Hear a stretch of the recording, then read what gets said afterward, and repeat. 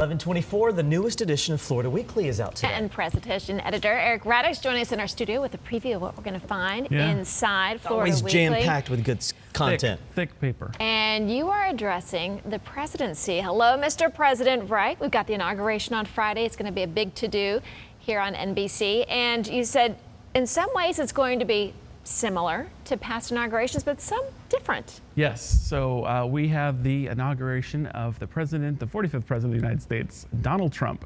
And what is exactly going to happen at this inauguration is anyone's guess. We take a look at previous inaugurations, as you guys did earlier in the hour, and if it's anything like these, we could be in for some real memories. In 1933, FDR said the only thing to fear is fear itself. And at 61, JFK said, ask not what your country can do for you, ask what you can do for your country.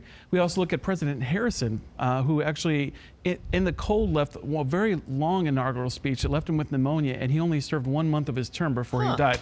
Terrible. Anyway, we go through a bunch of presidential inaugurations in the past and take a look at what to expect different this time around. That should be a good read. And in the business section, you talk about the changing nature of ATMs, banks, the notion of the bank teller. Yeah, and so there's one thing that we can be sure of. You can bank on some changes this year in 2017. For example, the Bank of America is closing its drive-up teller windows we've seen around town as other banks are making changes. We talked to even other banks who say customer service requires more than just streamlined banking. It requires not just technology and advances, but in-person to person experiences. The community banks. I like the teller when they hand out maybe the dog bone or the lollipop for the kids. That makes it the trip. You get that personal experience. It's good You times. need that. I know. Celebrating the cello, some great music too. Right. So are you into the cello, Sure. Mr. Chad Allen? It calms me. Okay. Well, then you're gonna love going out to the Barbara B. Mann Performing Arts Hall January 21st to see cellist Zool Bailey. He's playing with the Southwest Florida Symphony Orchestra. It's hard to believe at age 44 he's already been in concert cellist for a quarter of a century.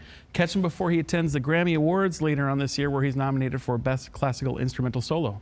It's season in Southwest Florida. You got to take advantage over the next couple of months.